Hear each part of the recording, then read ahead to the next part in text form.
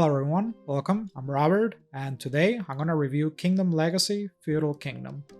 This is a solo game designed and published by Fricks Games, who are the same people behind After the Virus, one of my favorite solo board games of all time, which made it to my top 20 last year. So when I saw that they were coming out with another soloable card game, I definitely was interested already, and now I'm gonna share what I think about it. The first thing that I wanna address is the fact that the game uses AI art. It is in fact the first game that I have bought in my collection that uses AI art that I'm aware of anyway. It was not distracting for me, minus a couple of human portraits that are shown. But it was not distracting for me, and the game does look pretty good, aesthetically. Other than that, I don't really want to make the review a a debate about AI. It's not the platform for that, but you folks figure it out in the comment section. Just letting you know the game uses AI. Another thing I want to address is the fact that this is a legacy game, which means that there's not a whole lot that I'm going to be able to show you without spoiling things. I am going to show some of the cards that you obtain later in the game, but I'm gonna mask the numbers of the cards and the names so that hopefully that kind of hides the surprise, that saves a surprise for you in case you get the game. So Kingdom Legacy has a very clean and straightforward rule set. It is in fact just a front and back of one sheet of rules. That's it, which I love. It's very easy to pick up and learn, and the official tutorial is very good. So pretty much you're gonna be good to go in 10 or 20 minutes at most to learn a game and get started. You start, when you open the box, you're instructed to start with a deck of 10 cards. Every card is numbered. So you're gonna have 10 cards that you start with. That's gonna be your burgeoning starting kingdom. And each card has several stages. Most cards have 4 stages, but some cards just have a front and back, so they're 2-stage cards. But most cards have 4 stages, and you're gonna rotate them as you upgrade the cards. Okay, this is very similar to Palm Island, also Dragons of Etchingstone. So it is the same mechanic of upgrading cards by rotating them. So you're gonna, through various means, you're mostly spending resources, you're gonna upgrade your cards. Everything in the game revolves around resources. There's 6 of them, and most cards offer at least one of the resources. And as you upgrade them, they'll offer more, or more of the same resource, or they'll offer a mix of resources. Turn structure is very simple. Basically, a round consists of you going through your deck, okay? And each turn you start the game by shuffling and playing the top 4 cards of your deck in front of you. And then you have to puzzle with the cards to try to get the best out of them. Ideally, you want to try not to go through your deck too fast. You want to try to upgrade as many cards as possible and do as much as possible before you go through your deck. Once you upgrade a card, among other things, it ends your turn and you have to discard all the cards in front of you and then start another turn by drawing another 4 cards. Now you also have the option of drawing 2 more cards as many times as you want during your turn before you do something that ends your turn. So you can keep drawing 2, basically adding more resources until you get the resources that you need in case you really want to upgrade a certain card and you're not getting the resources that you need. So there is a bit of a push your luck element with how many cards you want to draw. But remember, you have to balance this with not wanting to go through your deck too fast. Essentially, if you can upgrade a card with just the 4 that you have in front of you, if you can do that as many times as possible, that's always great. You want to keep improving your deck as much as possible before you have to end your round. Once you go through your deck, the round is over, and you add to your deck the next 2 cards in numerical order from the Kingdom Legacy deck box. So basically, at the end of every game, you get to grow your deck by 2 cards, making rounds longer and giving you more of an opportunity to improve your cards. Now, not every card is good. There are some negative cards to balance things that will throw a few curve balls your way, and it'll keep things interesting, okay? And there's multiple ways of dealing with these negative cards, but the vast majority of cards are friendly cards, and they will contribute something, resources or interesting effects. And what makes this a legacy game? So you're gonna be altering cards by using a Sharpie and marking parts of them. Like, for example, maybe some cards will they have a finite amount of resources that they can offer, or they will stop providing a resource at some point due to some game effect. So there's that permanent alteration aspect. There's also the getting rid of cards for good.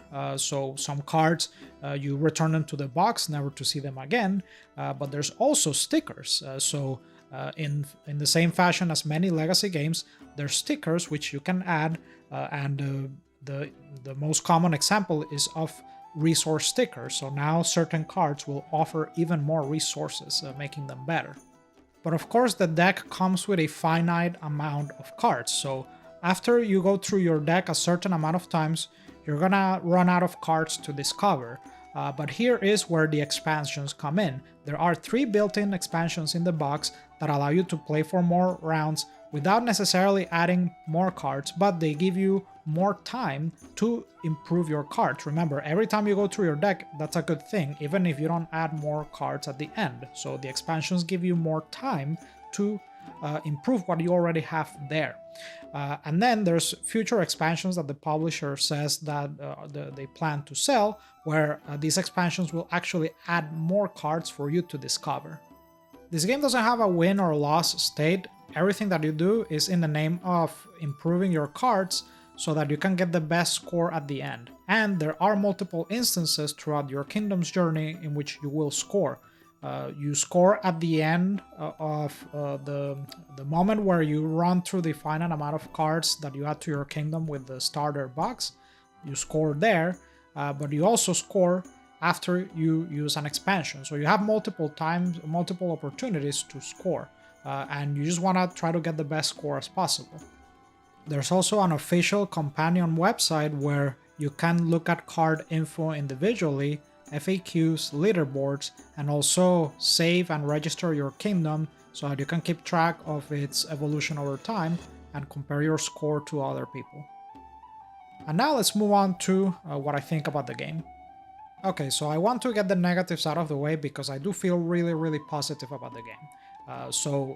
One of the first things that might be a negative, it's almost like a neutral element, but it could also be negative depending on how you look at it. But the legacy element with this is so strong that it makes it very impractical to reset your deck. If you wanted to start over, it's really tough, especially if you don't sleeve cards or if you don't have access to another sticker sheet. What I did was I used sleeves and I also scanned the sticker sheet that the game comes with so that if I wanted to reset the game, I could. So because of that, there really isn't a whole lot of replayability unless you buy expansions. I think the game really challenges that because every legacy game that I've owned before, I've never permanently altered anything. I've always done gymnastics to not permanently alter components so that I can reset it if I want to.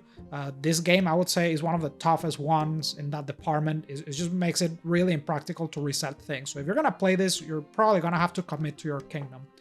Now, another thing that I want to mention is even though the rule set is very clean, the rules specifically are very clean, what is not so clean is some of the card effects. The wording can be a bit ambiguous or confusing in some of the card effects. So you are going to have to go on Board Game Geek or on the website, which has a great card index. You can go to a specific card from any set and read the details on it. Visit it and read clarifications there. If not, on Board Game Geek, I was able to find the answers to the questions that I needed, but this only happened a couple times in my entire playthrough of the box plus one expansion. So this didn't really happen that often, but I do have to give it a ding for some of the card verbiage being a bit ambiguous and when you make a decision in this game, it is permanent. So you want to make sure that you know what you're doing when you carry out the effect of a card. So a bit more clarity in some of the cards would have been great. Also, speaking of the website, I think I had a poor experience using the website. It doesn't display correctly on mobile, so I think the website needs a bit more work. But that's a minor complaint. And last, my biggest complaint about this is that you have to be very careful when handling the deck. because there is a strict element of you have to not ever rotate a card unless instructed to. So what does that mean?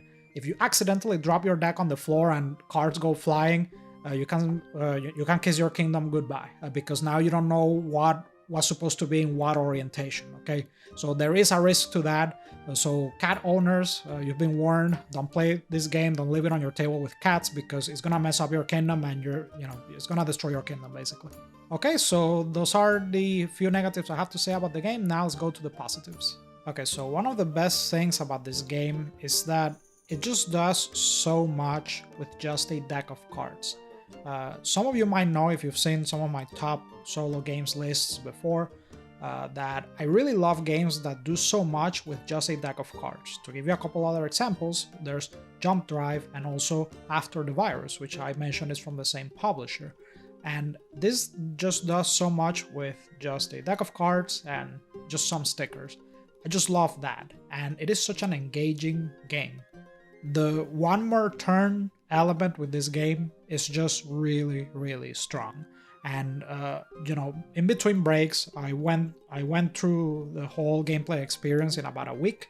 That's what I played for the most part that week, as far as solo games go, and it really kept me engaged the whole way. It never felt bored in any way.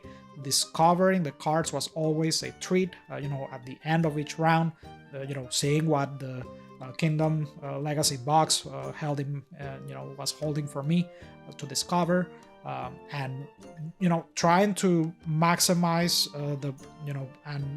and get the most out of each run through, so that I could upgrade my kingdom and prepare it for the next run. It's always a thrill.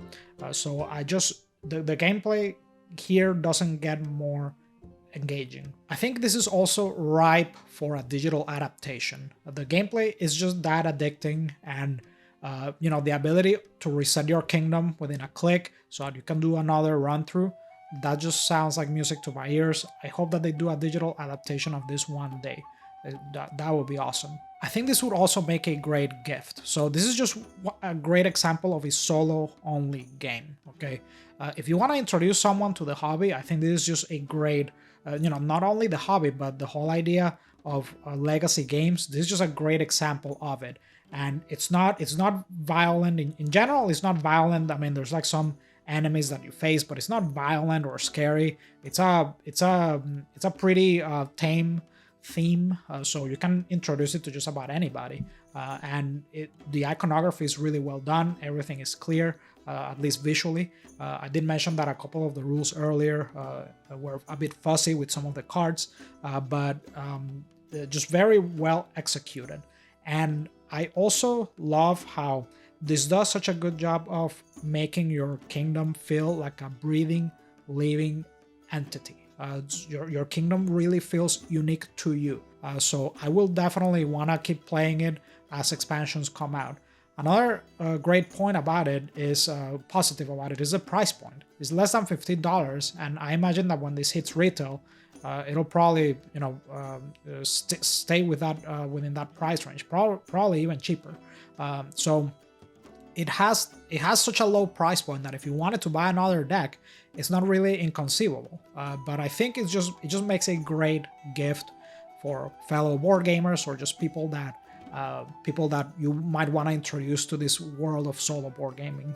And I have to say, folks, this game definitely gets my first dopamine seal of approval for the year of 2024. I've played great games this year, but there's just something about this game with the card play and the one more turn element to it that it just hits different.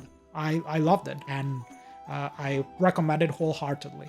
And I want to thank you so much for watching, and hopefully this will help you decide if the game is for you or not.